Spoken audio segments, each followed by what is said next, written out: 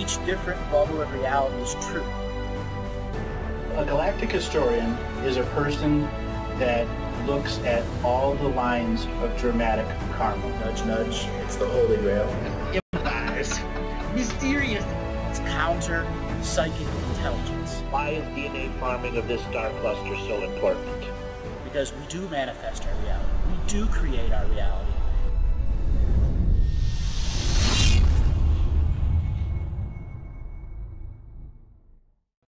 Welcome, welcome, welcome everyone to another Living the Mystical Life Daily Webcast.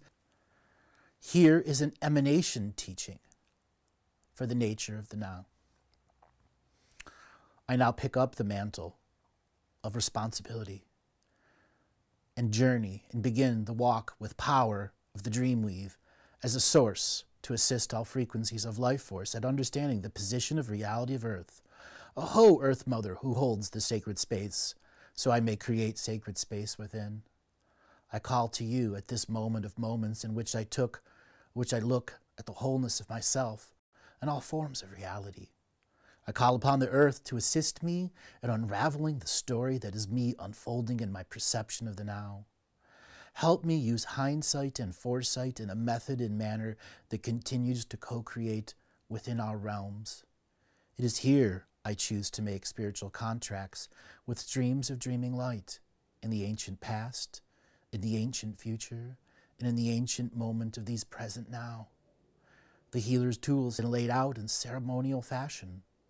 The grouse feather to the east, revealing the dawn of a new age of man, the new dance. To the north, the bear claw necklace honors the dreams of the ancestors on the blue road of spirit.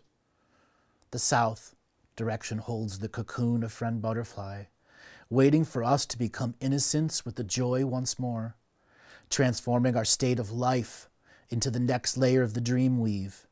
To the west, the black stone doorway remains clear with intentions past, present, and future. The way is clear. The path is worn with the footsteps of the ancestors, charting a course for all future dreamers to enter the silence and know the dream time. It is not separate, but equally layered over each other, creating the uniworld we live in. I call to the medicine of the dreams of the southern skies. I ask them to aid me in co-creating this message to all sentient kind, living and coexisting in all of Earth Mother's realms. Aho, Red Road brothers and sisters.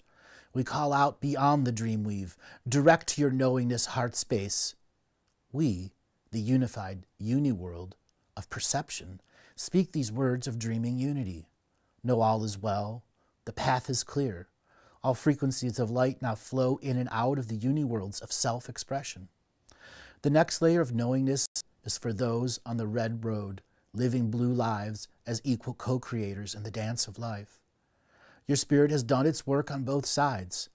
Now is the time you see the work for what it is, with equal eyes of knowingness revealed. There are a few people on the red road who will assist you with this process of discovering yourself.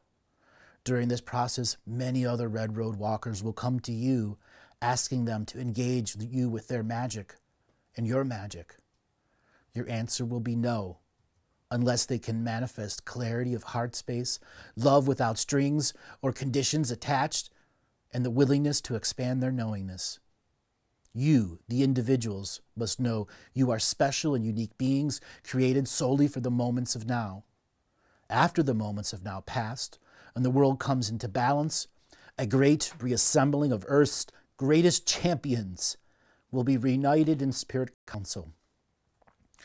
They will be asked to create books of wisdom to be passed down to the many future generations. All of your work in the dream space of spaces between the many worlds, interacting with the spaces will be a key of defining this process. For many looking for the next level of light space, transversing the multiverse, for the celestial mysteries they have seen in their dreams since the dawn of Earth's dreaming mind. Shared the wholeness of all celestial dream space with beings under the umbrella of love, protecting and nurturing. I, in this ever-present moment of now, choose to form a multi-layered spiritual cord of equity, for the express purpose of sharing the Akashic records at the proper scale and size, so the beings of light manifest now may reclaim their birthright legacy of knowingness and not unknowingness, so blissfully ignorant states of being are no longer layered over the truth world we live in now. It takes a being who knows they are made of light to manifest the light of the Akashic records in the colloquial now. For only within the moments of now will the records unpack into the beings incarnate manifest in I Am Presence technology. In sacred neutrality, I summon all ancestors, past, present, and future, in equal co-creation, non-competition, non-hierarchical order, to populate this manifest now spiritual court of equity, so they manifest now, so we may begin the process of expansion of knowingness for the express purpose of revealing our race amnesia, so we as a species in global unity may begin to tell the tales of ancestors, past, present, and future. I call to Earth Mother, who holds space for all life within her realms of light existence, come occupy this multidimensional spiritual court of equity. I ask you to be the sovereign, neutral auditor of time-space existence within this expression of teaching the Akashic records, so that the first pod of whale people can be assembled in the mighty co-creative moment of now. I call to the galactic central sun, who is the source of our prime creation of spiritual commerce in the frame of galactic existence. I ask that you be the sovereign neutral auditor of time-space, so I may understand the scale and size in which this soul stream works on through the manifest moments of now. I call to the universal central sun of this universe that holds sacred space for all incarnating life. Within the entirety of all of this universe, seen and unseen, I ask you to come into this multidimensional spiritual court of equity for the express purpose of aiding all sovereign neutral witnesses encapsulated within the spiritual court of equity to understand the difference in scale and size in which all source streams work on. I, in this ever-present moment of now, open a sacred moment of moments. Within this power of choice, I open a zero-point floating anchor point in space-time. I empower this in no time, sacred creation with all ancestors, past, present, and future. I unify my dreaming I Am self with the global dream time of Earth's mind. I empower the space of all time with all master codexes of time-space creations. I summon the dancing shamans of Earth's dreaming mind to aid us in dancing the dream of life. I ask the dancing shamans to use the power of rhythm inside time to syncopate a seen and unseen world of communion and union and equal co-creation. I once again call to the dreamers of the southern skies, our mediums to the innocence of the 7 future generations, to hold sacred neutral space as we, the I Am beings of the now, acting in lineage, responsibility, so our future selves can be born. Here in the now, with the anchor, the Akashic records, is the frequency. We do this by sharing light codes in the form of language in third density manifest world. With these words, we make sacred our expression by holding the sacred neutral position. We share the common moral code of do no harm to any sentient kind in knowingness. We want those to stand in their power no matter what density they are. We want all life to be a brilliant expression of the spirit genius, planning agreements with the soul migrations at the beachhead to a new galaxy. We want freedom for all sentient life. We want all life forms to have a representation in our Council of Evolution and Expansion. We do not want to disavow any sections, sects, factions, or fractal aspects of factions. We will want all forms of representation in the new, evolving council of high-density co-creators. There are other factions of light in the multiverse who will be invited to this section of space. When the light migration is in full fluid swing, the natural energy motions. We use these words so future yous understand the lingo we are creating in the now, in full fluidity of light headed to their natural synchronicity points. Some of these points are on Earth itself. Those places will need to be prepared by the people of the surface and subsurface. These reception points will also have aspects of light cities, as others, leapfrogging through time, so they may have a solid anchor point in reality. So the rest of the streams of light that has all the other encoded beings in light traveling through time. All those places where the light of the homeworlds went out, where their time ended. The light of the beings of that place head here to this section of our natural process. It is within their survival instincts of light to reach out to us, to co-create light in a new linear frequency of time. We will need the natural precognitives of this world to help them assemble in light, to assemble the light codes without entangling or changing them. You are each a celestial spawn medium.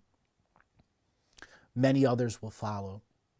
You are our hope to assist others in raising the vibration so they too can self-spawn. In self-spawn, celestial mediums, so that the natural process of self-illumination can be created through the now. Having self-spawn precognitive mediums in conjunction with natural interface precognitive people, we will create empaths with great abilities to increase and share the higher density of information to the lower densities, so we may have a deeper understanding in the colloquial now expression. We all will assist many in growing a new lexicon of terms in the council of life, the deciding how to proceed with communication beyond the governing manifest of the solar system or local governments. We are ready to communicate with everyone at a whole new level and format, if we should choose to engage the self-illuminated master within, who is responsible to their level of awareness. The decision-making process was long and arduous in trying to glean what type of source others people have.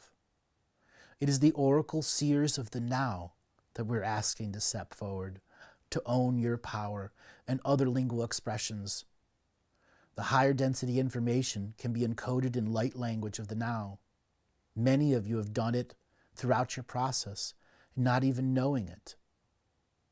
Your native skills of communication are there for you to use. There's a series of collectives that are out there tuning into this broadcast right now. Each collective will have sections of other collectives to be present without entangling with the all. Other collectives present for this broadcast have no starting or ending points. They are free-floating frequencies of time. I make this as part of a statement here, for we must be our own free-floating frequency of time, not fixated, but capable of living in the duality simultaneously as a singularity. The singularity is your expression. The next level of awareness that is available for everyone will be in the ever-present, when you choose to have called upon your ancestors, called upon your spiritual allies to assist you at raising your frequency, so that the journey can be understood by the ever-evolving you, in communion and union with all of the thought constructs you've created through living the mystical life daily. The spirit world is there to assist you in deprogramming the reality, so you can create a preventative offense, so that you will no longer have the perception of being targeted. The universe is never working against you. The universe is working for you. When you allow your dynamic stream of light to grow, you will have new actions that drive forward your hologram. Precognition is your legacy if you choose to allow it. Make sure your light migration is not interfered with by other higher density manifestations, other selves not entangled in this distortion process. As the universe begins to change, the very nature of soul commerce exchange will change. The debt-based system will be deciphered and shared with the other collectives, so a mass installation of light codes can happen on many worlds. This mass implementation will assist many more streams of light continue their long journey to the stars and beyond. We are each way showers, seekers, on a spiritual journey. We all look to continue our processes of going forth into the great mystery of the universe. Now we have uncovered the first earth mysteries, manifestations, and not distortions. You are each a self-manifested being. With this knowledge, you will continue to assist others and yourself at increasing your vibration and light through writing and speaking your authentic truth. So a process of distortion is returned to a natural frequency of vibration of self-evolution and not self-de-evolution. Allow yourself a deeper look. I celebrate my awakening as a multidimensional being of manifest light. I honor this day as my new life full stream birth. Each and every day is a colloquial now teaching of my new birth. I make this day a new sacred day within myself. Within the honoring of this moment of a rebirth begins the process assembling of all parts of the self, all parts back to this lifetime. For in the future, I am a realized, here, now, seeing expressions of many levels of life experience that have in this ever-present moment of now, not contradicting, but expanding myself. I make this choice as a unified being of the now for the express purpose to separate all other intertwined choices of this now. I call back to the fetus in womb to return to my heart. I call back to the last many years of life so that we may see our allies and guardians on the great spaces that we are going in. It is you who makes individual choices. It is you who calls upon your guides and guardians as a multidimensional being. To make this sovereign choice is to work on yourself and create a wholeness within yourself. It will be with unconditional love and an open heart, willing to experience love and love lost in the creation of a new free world that does not have a system of domination and control. To dedicate this moment to honoring all those who still hold light for all other I am presences, to make a choice of the next layers of life. That was an intense little speech there. All right, we're going to take our first caller, and today I want to talk about living the mystical life daily. What makes your journey your journey? Okay, our first caller today is Marissa. Marissa. So, hey, I don't know about time, but why don't you just leave now? Hello, Marissa. Okay, so much for my lunch. Hello, Marissa. Oh, hey. Hold on. I gotta go. I'm coming. Hello, Marissa. I'm coming. Hello? Hello, Marissa. Are you there? Hello. Hi, can you hear me? Yes, I can hear you. Oh, wow. I'm so surprised and excited. How are you? I'm doing good today. Where are you calling from? I'm calling from San Jose, California. San Jose, California. So what questions do you have for Living the Mystical Life Daily webcast? Okay, Okay, so my questions were a little bit more Galactic Historian with, so let me review.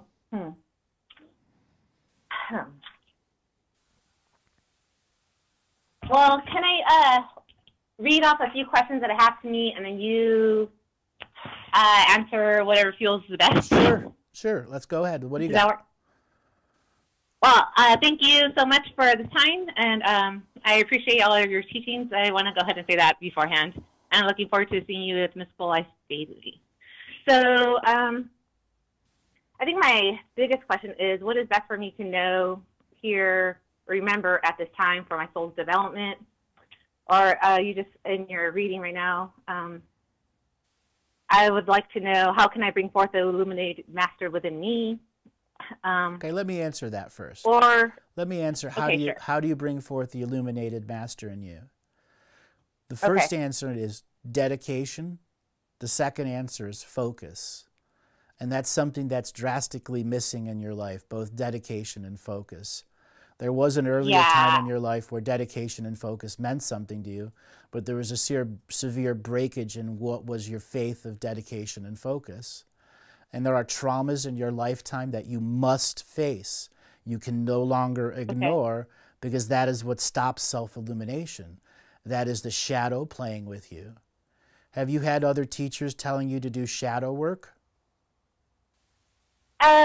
not teachers, but let's say from some of my teachers that don't know I'm a student, like YouTube people. So I have in that sense, and I have felt a call, but I haven't gone into that so much.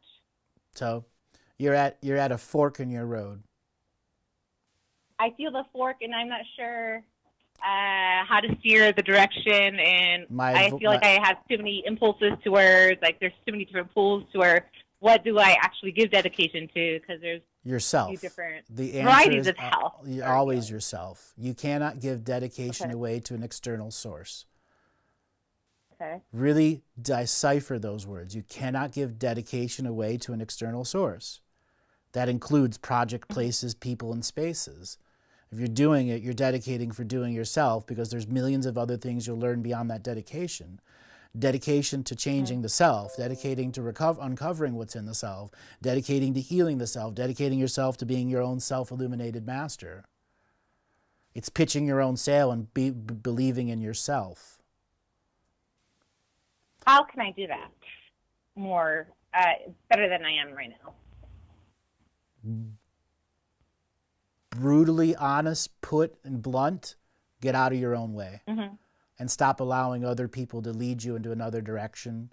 Get off of the computer, and I'm serious, get off of the computer. It's poisoning you. Okay. Stop Facebook. Stop all the other ones. Stop commenting on pages. Stop watching other YouTube. Stop learning that way. For as long as you are learning on YouTube, you are not actually learning. Learning means reading books, expanding the self, finding joy out of it. I get asked, how do I do that? Everyone does it. They're on their own way. How do I do it individually? I made a choice a long time ago to make dedication and focus the fullness of my expression. Because I ultimately understood it doesn't matter what's in front of me. My dedication and focus means I will grind through it and learn it. I choose never to be bored. Choice. How often are you bored? I don't think I'm too bored. I'm more of a daydreamer. So, you're bored. I fill up my time. You're daydreaming, you're bored. Yeah. You're bored. And that's an avoidance. Well, I am bored with JOB. You're bored. Okay? Yeah. And until you So how do I more fully get out of my own way? You got to identify all the ways you are in your way. Okay. It's literally the hard work. The journey to the self has hard work. It's the great work you do on yourself. That means you got to be willing to analyze yourself. If you're unwilling to analyze yourself, you are faking the path. If you are not journaling your process, you are faking your path. If you are not trying at least daily to do 1 minute, you are faking your path. And you have to realize, and this is general, that when you're faking your path, you're not putting your dedication or focus into it.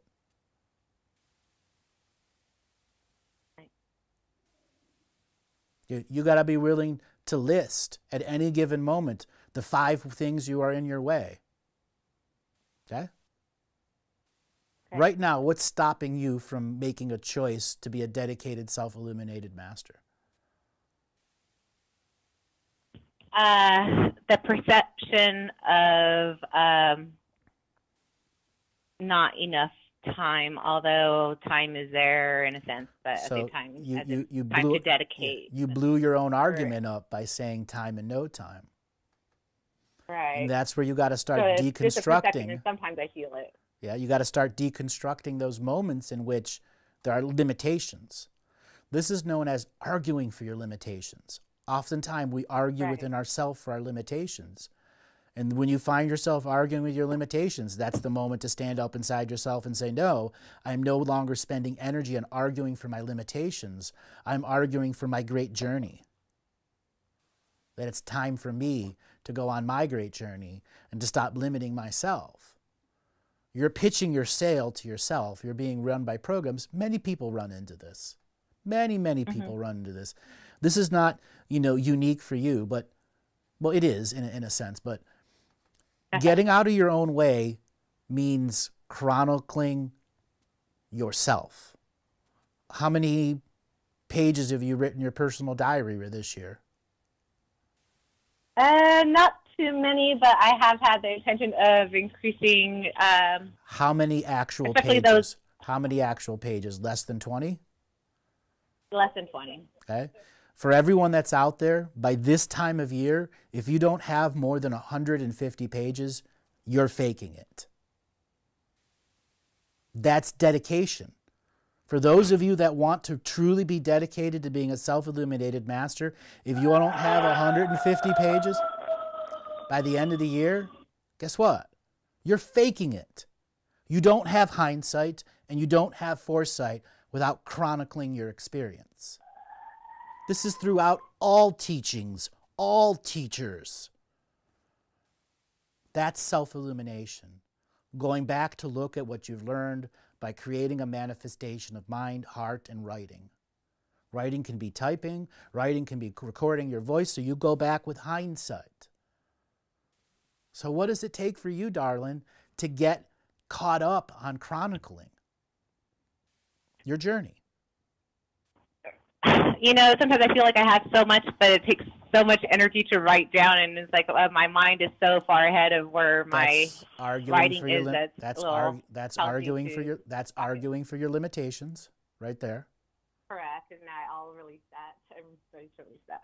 Okay, that's arguing for your limitations. Every time you have a pre-prepared statement that flows naturally, it's a prepared self-argument, and that's where you got to break it in the moment. This is for everyone out there that's in the same position as you. What you did was a great question to ask, a Living the Mystical Life Daily question. Okay? I can help people find spark, but only you can add the fuel to it. Only you can. Only you can add the fuel to it. I'm passing out embers everywhere, so you all can be your own fire shaman. Can you make a dedicated oath to yourself at this moment?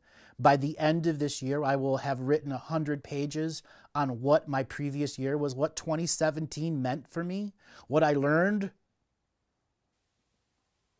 Yes, I'll do that. Okay. Want to make a bet? Sure, that'll help you out. I bet that you won't get more than 30 pages. I bet by page 15, you will be back into arguing for your limitations. And this is not putting you down. This is me looking at your frequency right now at this moment. But me making a bet is a challenge to you. Right. Challenge. It is. It's not me debasing or demeaning you in any way. It's a challenge. Because that's what people need now, is how to challenge themselves to confront their inner processes of arguing for their limitations. You get out of arguing for your limitations, guess what? You'll be an extremely potent personality who's not in front of their way, that's on their path. That's the only thing stopping you right now. There's all these pre-prepared statements that say, I can't, I don't have time, blah, blah, blah, blah, blah, blah. Okay? You stop that alone, that one little piece, 100 pages will come out in a month. A month. Okay? How hard will it be for you to stop arguing for your own limitations? It isn't easy. Part of the journey is that. Part of the journey says I'm not worthy. I don't value myself. I value you. I value you for calling in right now because you're actually helping hundreds of other people who are in the exact same position for you. It was a courageous action to try to ask a question that really wasn't you-centric, but still the answer applies to you-centric and everyone else who's in the exact same position as you.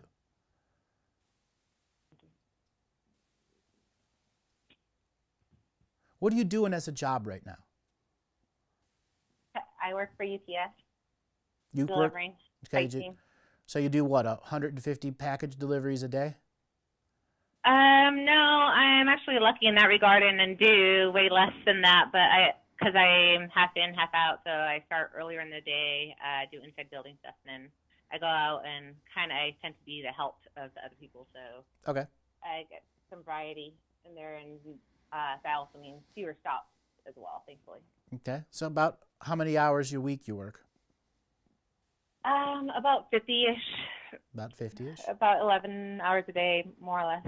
Okay. 4 days a week? Okay. 5 days a week? 5 days. 5 days. Okay.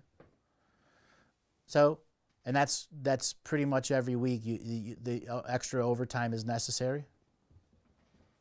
It's roughly about 55 hours now that I calculated it a little bit better. And around Christmas time, then that kind of sometimes goes up a little bit more. Okay. Are you able to put a little money aside for yourself? I do put some money aside, but it seems like I'm a pretty good spender. So I do put some money aside, and every once in a while I do treat myself to a few things, and I'm kind of trying to get a nice little sound healing bed at some point in the near future, but it's a bit of an investment, and I have a few other toys I think would help overall stuff that So I'm instead thinking of. Instead of investing on toys, it's important that you invest on a healing spiritual journey. Right. Okay. Spiritual journey, got it. Mm-hmm. Sorry. It's okay. I'm not sure if this is too, let's say, personal or if it's still Galactic. I'm sorry, Mystical Life Daily. Go ahead. Do you have any recommendations or any advice on anything I should maybe be doing differently in regards to ceremony space? Okay. So how far have you gotten into the Living the Mystical Life Daily course?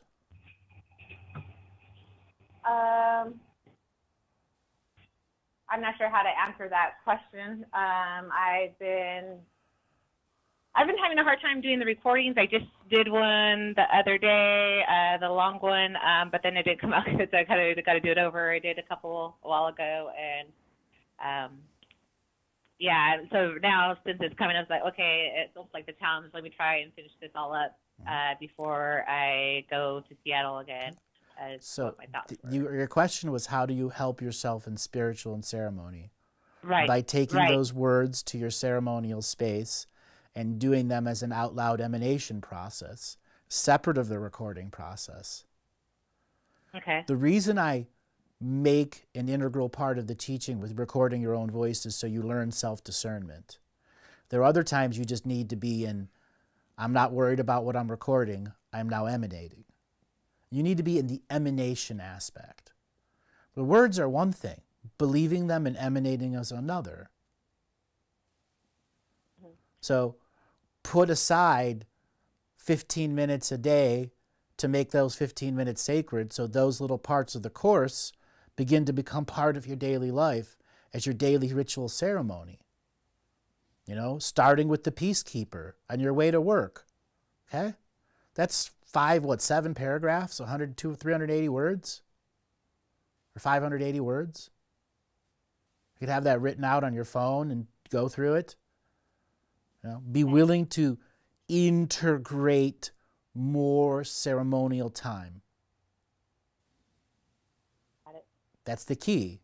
And when you integrate more ceremonial time, you will have more no-time knowingness action. Meaning the times that you are at work doing stuff, it's still doing its work in no time, assisting you at letting go of whatever. Every package you deliver that it goes through your hands, there is a spiritual contract there. Okay? There are other... And I like to bless certain things up. Yeah? Everything. The next layer here for you is making ceremonies fun. Uh-huh. If you're not getting a lot of fun out of them, why are you doing them? Okay? That's a contemplation you have to have. So many people think they can walk outside, put some wood out there, and have a ceremonial fire. No, there's a preparation behind it. That preparation is based in joy, so that when you do actually get in front of that moment, you're going to light the fire, the previous frequency of joy is passed on to you as a legacy. This is multidimensional strategy. You have to apply your own multidimensional strategy, leaving the legacy so the future self who goes to does it says, oh, look at all this joy energy left for me. I want to do this. I like doing it. man, it's helping me. Okay? Okay. We all have programs that limit us. We all do. Even me. Okay? Getting rid of those for you is just identifying them and in a moment of now saying, I'm not allowing it to control me. It's just a choice. But the perception of the breadth of this choice, okay? You have many years of creating your arguing for limitations. They can be gone in one choice, but they also can return. That'd be great. Or they can also return in one lazy moment. Okay? Dedicated to the self means I'm choosing to observe myself internally and externally. The external side of the observation is when you record your own voice and listen to it through discerning, going, man, I'm pretty screwed up in that moment I recorded it. I wasn't very sacred when I did it. I was just rushing through it. I didn't really want to do it. And that's what's going through your mind when you're in the meditative state listening to your own voice. The ultimate goal here is pass on the legacy so that the voice that's speaking and through the recording is passing on the legacy of what you've learned. And the inside self will know. That's why it's so hard for so many of you to record your voice and to listen to it, because you don't want to do that next hard work. That's why this system is radically different than anything else out there. It's an out loud, name it to claim it, self-discernment, self-illumination process. The blueprint is there. All of these things are meant for you to add more words to them. If you are unable, incapable, or unwilling, that's your choice. From the statements from the very beginning, you must be interactive with these teachings. Why? Because that's the path to your own self-illumination, understanding your residual image in this now. So many of you want to do what I do, and I say each and every one of you can do what I do. It is a matter of dedication and choice. Focus will determine what you are focusing on, and that will be reflected back in you. Law of focus. What is your focus? Love. Okay, love. Great first answer. Now, what's the second answer? Unfortunately, the contrast of what I would like sometimes. Okay.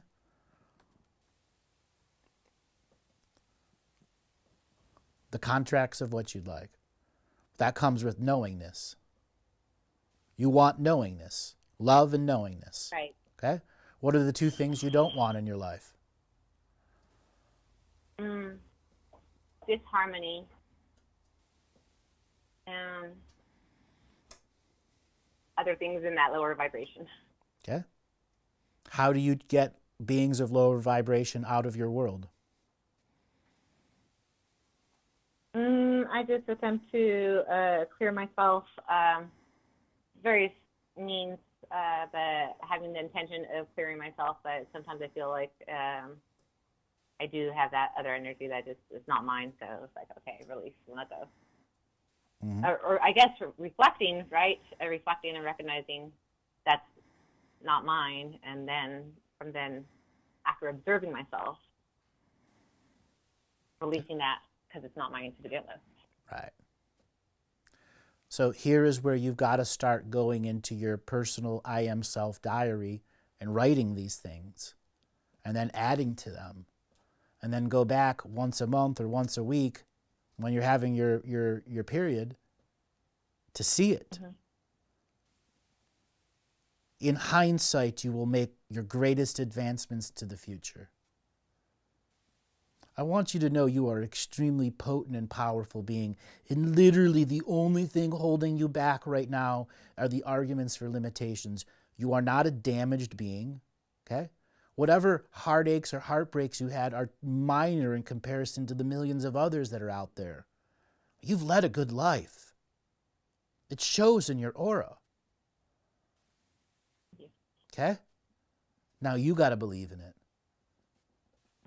Literally the only thing is your arguments for your limitations. Beyond that, some minor issues with repairing the body, like, you know, little bits about your eating habits, stuff everyone faces. Yeah. Okay? I've been thinking about doing a cleanse pretty soon. Yeah. So to release arguments for limitation is the best way in chronicling and journeying, or Yes. just observing myself, or is there another way that would It's actually that assist me more in releasing that? It's everything you just said, and be willing to write in your journal your actual arguments for your limitations. What you will notice is that your subconscious mind has 5 or 10 pre-prepared arguments. That's it. And when you find all of the pre-prepared arguments and then counter-argue, they fall away like a house of cards. Okay? I think in the past I kind of try to deny putting those to writing. Like I know I have these beliefs, but I don't want to confirm that I have these beliefs by writing them down. Right. I don't want to.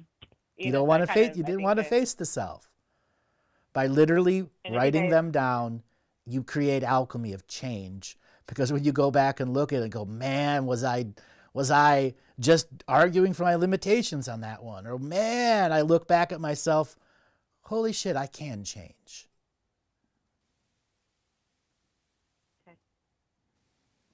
Okay, darling, I must move on to the next caller. Thank you so much. Okay, I'm very thankful for this call. Have a great day. Yes. I'm very thankful. Yay. Yeah. Have a great day. A great day. And I look forward to seeing you at the live event. Me too. All okay. right, See you. Bye. So I got a question from the chat room from Soo. My friends and I have been doing the Union and Communion Consciousness Strike at least twice a week. It is so empowering. Today, for the first time, we did the revocation with the last 9 pages. The strangest thing happened towards the end. When we walked away from their creations and blew out the candle, this immense sadness, as if we were empathizing with them. What was that? Are we so conditioned to see them as gods that we have empathy link with them? You are correct. As you blow out the candle and walk away from their creation, it is the final hook that's in you to get you back to their light creation under the thumb of their control. So yes, it's a heartstring being pulled. And that's one of the keys of why I wrote those last words. You blow out the candle and walk away from their creation because they are using your light and not returning any light to you. Questions here. We've got a big chat room.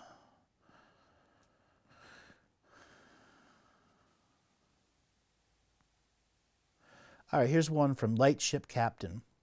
In one of your videos, you mentioned that you chose to go into the dream world for 40 years and then came back to this reality. How did you choose that experience? Based off of my perceptions and understandings from the Akashic record at that moment, I made a direct I am self, breakaway DNA civilization choice of one to be unified with my prime creation to multidimensionally experience simultaneous living on 20,000 other worlds. That's that part. How did you know you were coming back? I knew before I left that I would fall asleep here and wake up there and experience it, and then I'd fall asleep there after my creation, even though I'd have thousands of dream worlds in between that, and then I'd come back here and it'd be the next day. Knowingness is the answer. How did you record that information? Through the Akashic record. It's instantly freely available to me when I choose to observe the process of light forwards or backwards or leapfrogging through time. Is there another multidimensional version of you living in the post-disclosure Earth timeline?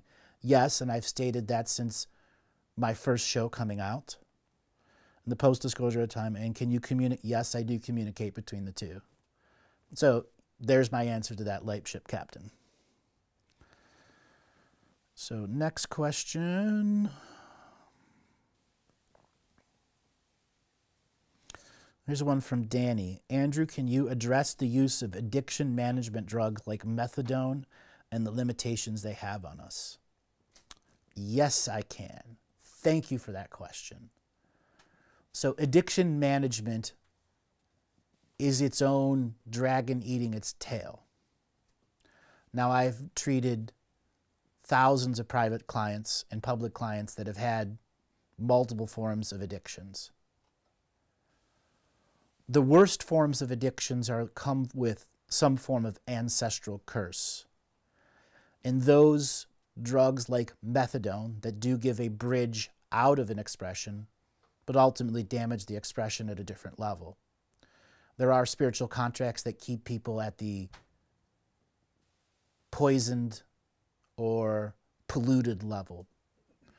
There are multiple ways to get rid of addictions. The addiction industry does not want you to know that. So there are numerous examples of doctors in Finland and Austria using MDMA to get rid of severe addictions to heroin, methamphetamine, so on and so forth, as well as ayahuasca, LSD. Those have been around since the 60s. They don't want you to know that. The addiction industry, just like the cancer industry. The cancer industry is a $80 billion a year industry. The addiction industry, the anti-addiction industry, is a $60 billion a year industry. So when it comes to methadone and addiction management drugs, you got to learn how to put your signature frequency into those medicines, manifest with the greatest of your will, and learn that if you confront the shadow, you can heal the addiction. You can even heal the chemical and DNA changes that it does. But it is a choice of dedication to revealing the self that did not want to heal by accepting something else's previous point of view that did not action or have knowledge about the seen and unseen world of addiction. Addiction has a gigantic unseen world attachment to it. Like heroin, for example. That is ghosts. Okay? Every single piece of heroin that comes out has a curse of stamp on it. The same thing with every piece of cocaine, all stemming back to the history in which it was created for the piratical money of creation.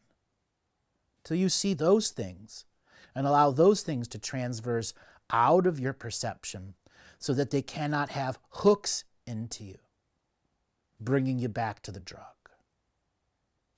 Okay? So that's a quick answer. I'm actually going to do a whole show dedicated to just that. But thank you for that question. So let me take the next caller. Okay, our next caller is Sergey or Serge, I'm not sure how to say it, from the Tennessee area. Serge from Tennessee, are you there? Yes, I'm here. Can you hear me, Andrew? Oh, I can hear you. How you doing today?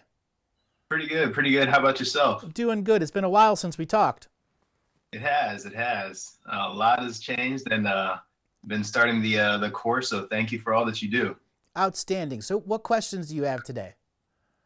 All right. I know you've mentioned time and time again that water is programmable, and I was wondering if you I know if you speak the words or the emanations of your frequency, it creates I guess a biophotonic light emission that the water absorbs. Would that be a correct concept? Yes. It was Dr. Hashimoto in the early 80s or late 70s that came up with the programmable water concept. And what he did is he froze water. One water had love words put into it, and the other water had hate words put into it. And when they put it in ice and put it under the microscope, the one with love words was organized in virtual perfection, and the ones that were in hate words had no organization to it. That's the programmable water theory. Okay, so if I were to say have like a 5-gallon water jug, you know, the water jugs that dispense water. Yep. If I have one of those in my house and I were to like create my own stickers or like pictures or images that I would like slap on or attach to the actual jug itself, would that imprint that energy onto the water as well, or does it have to be a spoken manifest? No, symbology and sigilology has worked for thousands of generations. It's ultimately, do you believe in the sticker and its meaning? That's the key. Does it amplify and modify for the goodness your belief? So what you're talking is about symbology and sigilology. Sigils have been around since the dawn of writing. So yes, they work. Absolutely. But the key is it's like a mathematical formula. If you have 100 stickers on it, does that amplify it 1,000-fold? It'll be your belief in what each one does and the place and position and the story it tells. Okay. How do you get others to understand it is your bigger question, really. Okay. Okay. Well, I guess as long as the conscious thought process is going towards the water, then it's accepting that type of frequency vibration, right? Correct. Based off of your perception of it. So if it's Okay. outside of your perception for an hour, is it still part of your thought process? So is that where, I guess, a ceremonial process of sending your energy, I guess, at forwards and backwards in time through a consistent process, is that where that process will take over, so that Absolutely. I guess You your got it. mind doesn't have to... You got it. Multidimensional living, multidimensional strategy. Absolutely, yes. Okay. Making a strategy is easy. Implementing it is hard. A lot of people struggle on the strategy, and you really shouldn't. The strategy is, well, I'm a fixed point in time right now, and I know that in my future are not fixed points in time, so I'm going to send myself as this fixed point of time forward and backward through unfixed time so that I can do what? Make a method of empowerment so my knowingness and awareness can expand, so that the mind is not doing everything and the heart can be more a part of it. Heart-spaced awareness and mind-spaced awareness is the unity. The voice speaking is the manifestation of that. The mind and the heart, when working together, can have 25,000 things on the back burner on low simmer. So these stickers or these sigils are like something on the back burner that all you need to do is lift up the pot every now and then, stir it, and put the lid back on. That's multidimensional thinking, when you could have, lots of things. A lot of time people hear me say, I look at a person's crown chakra and how many potentials are in it. Most people have 6, 7, or maybe 20 or 30 if they're really big-time geniuses. Most people who should, at this level of awareness, have 5,000 things in their potential without it distorting their mind. Gotcha. Okay? Ritualizing and ceremonializing allows us to have 5,000 things on light simmer in the background without it distorting or weighing our journey down. It's our multidimensional birthright. I call it engaging our precognitive workforce.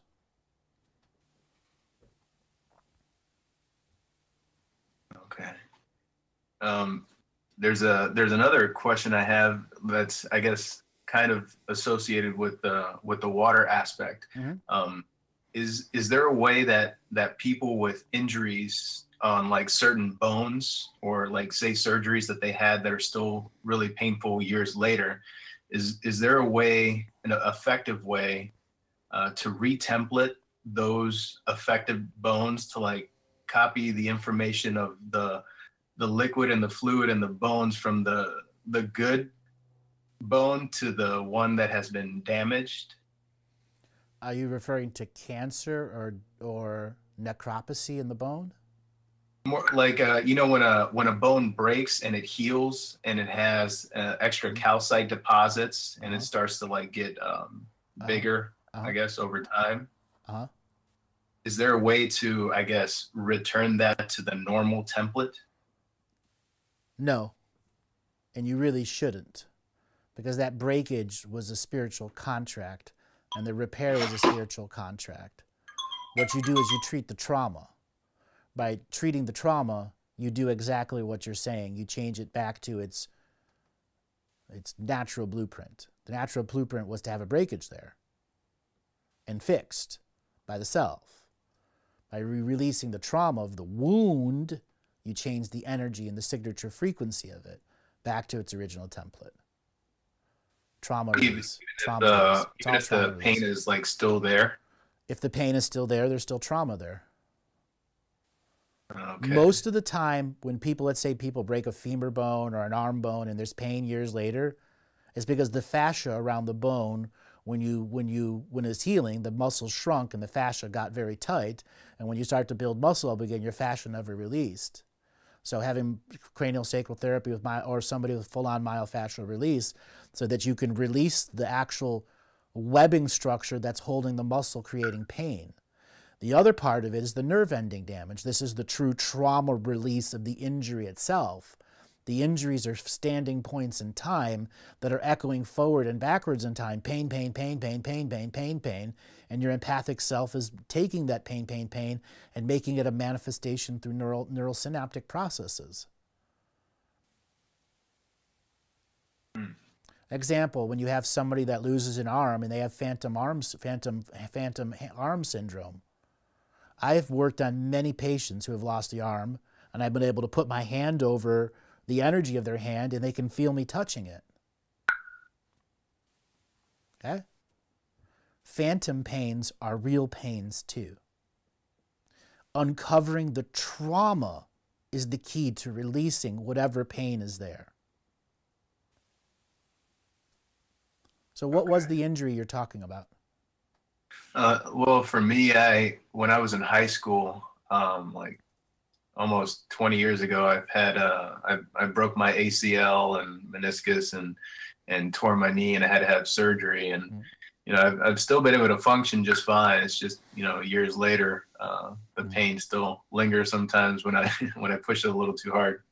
That's because you didn't do enough physical therapy afterwards, and you didn't get trauma release in the bone density. You didn't get energetic trauma release in the mind and the spirit from the damage and the actual accident.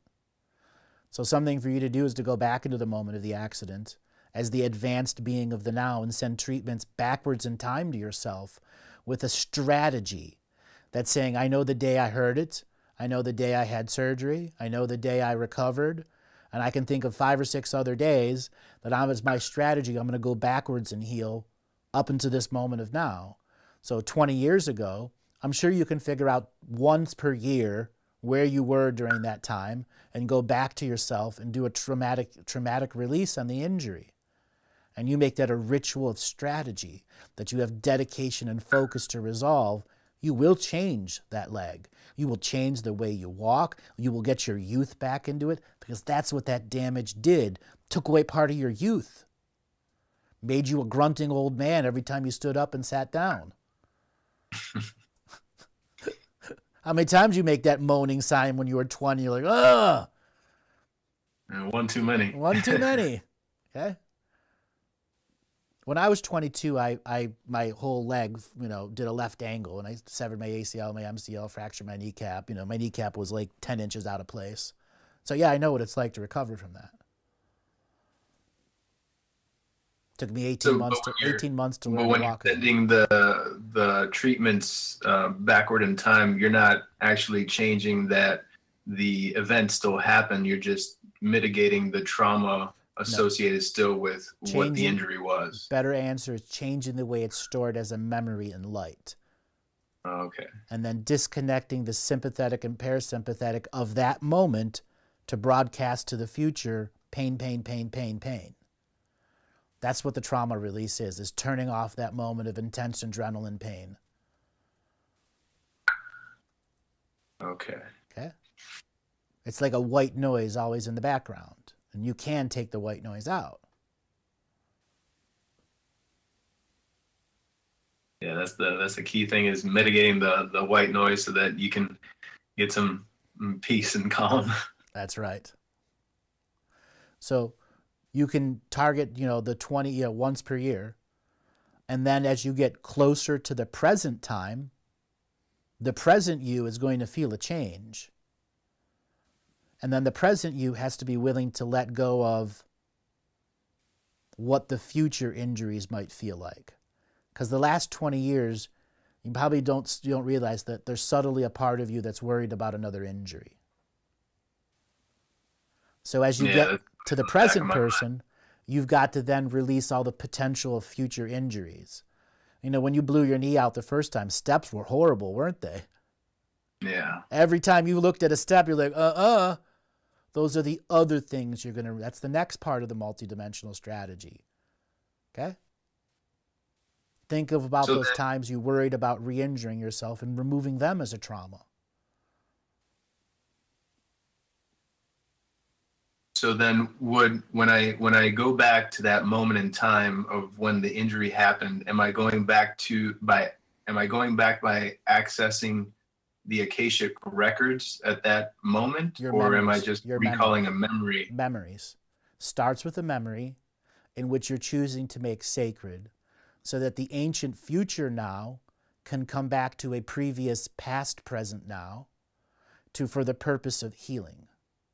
So you may tell your story of the injury. Okay. You could target 1 hour before the injury, saying you're about to get injured and I'm about to tell you your future. It will believe you. Your past, present self will believe you. Huh? I know I'm speaking in a code here, and it's a little difficult to get people to understand this, but the strategy is changing your belief. If you change your belief of the past, you will change your belief of the now. And if you change your belief of the now, all the trauma can be released. Healing is a process, not an event. Your injury was an event that is still creating future damage to you. That is why we are going back to the moment, or just before the moment, to make an immunization process to all the damage that has been done and could be done out of worry. Okay. Okay?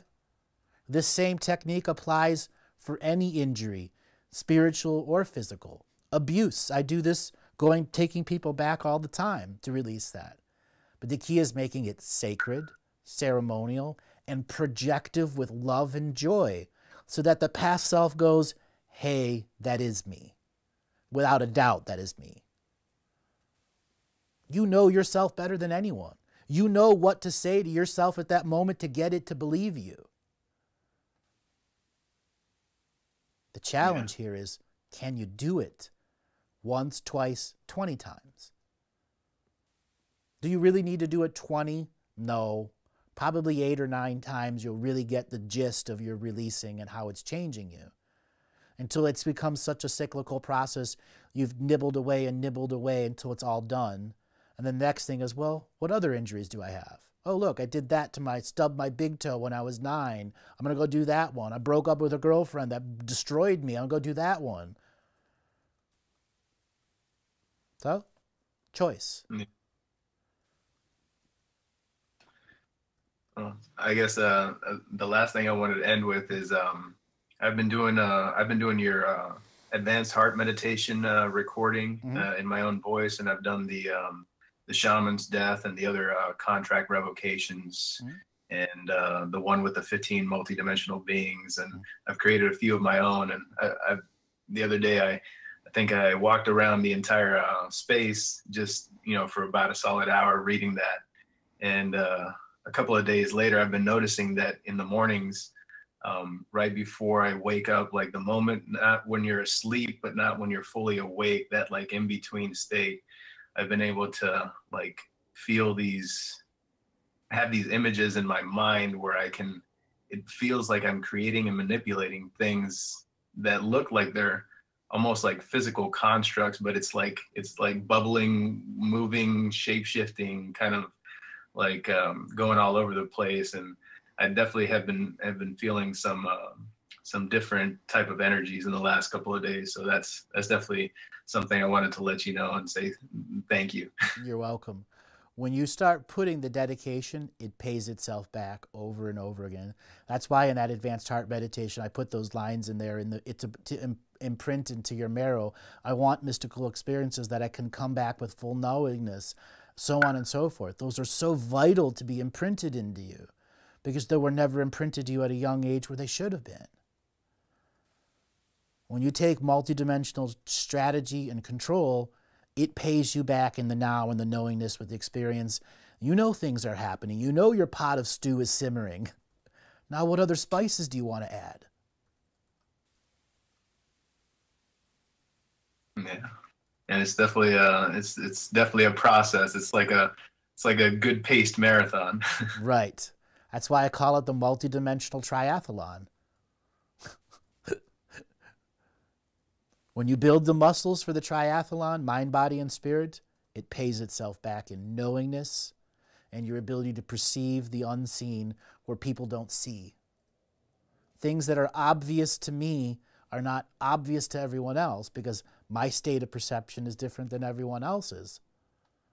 But everyone has the same potential of having the same state of perception that I do and more if they should choose to integrate, release trauma. There are thousands of examples of trauma out there. But when one takes a multidimensional strategy of releasing trauma from the moment that it was created, and then having the foresight to remove the future traumas of expectation from the injuries, be it physical or spiritual, be it abuse or chemistry or drugs, you can release all of that stuff and then be free enough to engage the peacekeepers, the peacemakers, to embed that into the very essence of your red blood, the procreating part of you. To use the contract revocations and invocations as a border, boundary, rules, and policies so that when beings that are interacting with you can't just pull their dump trucks up and dump their garbage in your field and you sign for it. That's what happens every day. People are getting these dump trucks backed up to them. They're dumping their garbage and you're signing for it. When you make rules, borders, policies, and procedures, the trucks don't even come to your environment. They move on to the next poor sod who doesn't have any rules, borders, or procedures. And I've definitely noticed that time and time again where, it feels like, constantly doing the contract revocations and those meditations. And it feels like, it's like you're standing in a river stream, but then that energy that's negative is just flows right around you. It doesn't even affect you. And I laugh sometimes because it's just funny that it's just happening around you, but not to you. Exactly. And when you emanate even more potency and you make it into the higher parts of the course where you get into the sacred cave and become the friends of all friends and emanation teaching, you go through the eyes of the firestorm of creation and come out the other side, elder of elder, teachers of teachers, peacemaker of all peacekeepers to come, and make that an emanation process. You get a whole new layer of being in that stream of consciousness and things not happening around you, but then you can make things happen in other people's streams of consciousness that are beneficial for the whole. And then you make to the celestial medium of peace. You work your ways up to the message of the star brothers and sisters. The time is now, the power is you.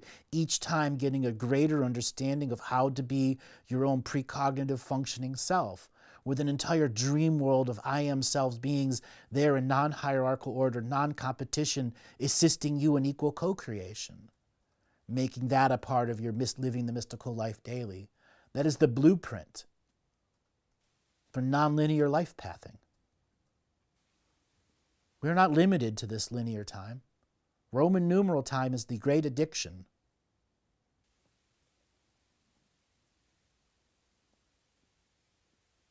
Yeah, and I guess the last question that I have is when talking about the dream world and having constant access to the dream world, is the dream world disconnected from space, time, and the Akashic record, or no. is that it's fully interfunctional with it? Once we detoxify our perception that Roman numeral time is hierarchical only time, the dream world doesn't use time. Spirits, we are on Roman numeral time, or what I call red road time. We're in the red frequency of existence. The blue road of time is spiritual time, but it is not one time. Those in the astral world use one frequency of time. Those here that are in ghost format use another frequency of time. Those in non-corporeal corporeal bodies use another frequency of time. Blue road can mean any other signature frequency of time that is not Roman numeral. So dream world is no time, in which a no time version of ourself can bond with our I am self, who's not in separation, who can have enter the fullness of the dream world in a no time frequency, and it still be simultaneously recorded as an I am dream stream of an awakened being who falls asleep and wakes up and can remember access to parts of those dream streams. You can simultaneously be in dream and awake at the same time. That's lucid dreaming. It's a matter of what you take back and what you're able to encode into your memories as the infinite aspects of the dreams without losing the nuances of what you learned through it. Like right now, I am an I am dreaming being. I am and dreaming at the same time. There is no separation. I'm choosing to be a singularity for this show-based expression. But I am always that, even when I'm not in the show-based expression. I am just using my belief system to enhance this process as an emanation of all the teachings that I've learned, which thus enhances this I am dream stream now, which is both lucid, which is my master lucid construct, which is how to be Andrew, both dreaming, I am, all at once, without any limitations. I did the work. I went back and healed all my traumas. I went and did the work forward and healed my traumas. Years of it. That was my choice. It's what got me to where I am today. I did the work, the hard work. You know, so many people don't truly understand what it means to sit on this couch. You know, so many people are amazed at what I do.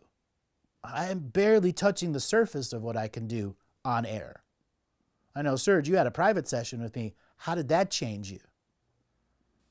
It's the funny thing is, like, you know, you've talked about expectation all the time, and it's interesting when you do the hard work and you finally let go of the expectation and just, you know, accept you know, the teaching.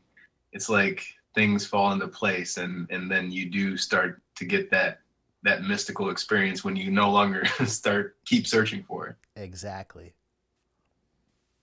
It's there waiting for you to get out of your own way. A long time ago, I chose to get out of my own way. Well, I still get in my way. I still stub my toe. I still make human mistakes. But what I can do, anyone can do. Anyone. But how do you do it without ego?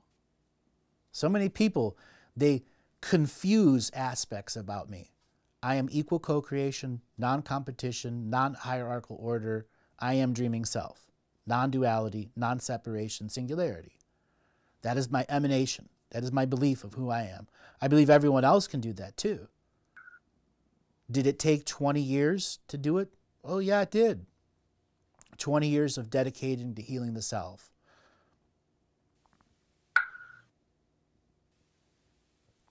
Yeah. Non-competition nullifies the essence of competition. And this is where a misperception of ego. You know, you were attracted to me for what reason? What brought you to the material? To me, it was just, I just kept having these dreams where it just seemed like there was something that I wasn't being told, and it was like an internal wake-up call, and I just knew there was more to our existence than, like you said, than we've heard, read, or studied. Mm-hmm. And then when I came across your material, looking to find out more about the universe and the galaxy and everything in it, it just resonated with everything that you had said. Right. Resonate means it brought some form of confirmation and affirmation. Separate of your experience, I had something that connected to you, separate of you, me and you as an experience. That's the nature of being an I am dreaming self-being. I create confirmation and affirmation for everyone that's listening now, in each in their own individual ways, for millions and millions of audience members. Just being able to create confirmation and affirmation means we're changing the whole system. Those that want to go beyond confirmation and affirmation begin to practice the material that's offered out free, 1,500 hours of public material on YouTube. 1,500 hours For those of you that want refined teachings, come to the course. Okay? It's there for those that want to be dedicated, focused, disciplined. Simple as that. Those that want to be mired in mediocrity will. Those that want the next level, here's the creation, the blueprint for you to take it on your own, such as Serge is doing. What's the biggest thing you'd say you've learned from doing the teachings? The most important thing, was it the expectations part? I think the expectations part is one, but I think, like you've mentioned time and time again, I guess it leads to the expectation. You're waiting for an event, but that event is just, it's not going to happen the way you think it's going to happen. And when you create it as a process, just like exercising or lifting or doing a certain thing that you love to do on a consistent basis, it begins to appear as the thing that you always wanted. It might not look exactly like what you wanted, but in the end, you have that feeling, that knowing that what you're doing is on the right path. Exactly. It's knowing this again. Being a self-illuminated master means you know more than what you know at any moment in time. Whatever you need to know is there if you look into your knowingness. Trust your knowingness. Have done the good work and the great work and the self-healing on yourself, so that in that time of knowingness and consciousness expansion, the fullness of yourself is there with all the answers. A lot of people ask, how do you instantly come up with an answer? It's already there. Precognitive workforce. Just really contemplate that. I have a precognitive workforce. In the course, the online course, teaches you how to create your own precognitive workforce that is not in competition with you, that is not a hierarchical order, so that in that moment you need to know more than you know, it's instantly there.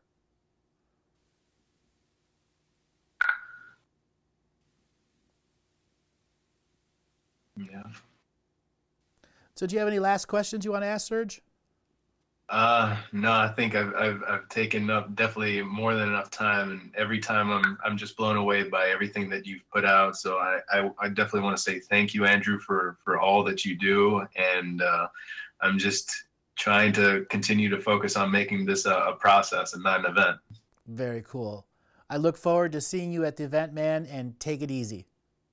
All right. See you there. See you there. All right. How much time we got left? My computer died. I forgot to plug it in. 12:23. All right. So that'll be our last caller for now. I want to thank everyone for showing up to Living the Mystical Life Daily. All right. So everyone, we'd like for you to put comments in these YouTube videos. For those of you that listen to the video all the way to the end, please go ahead and put comments in our different comment sections. Thanks a lot, everyone.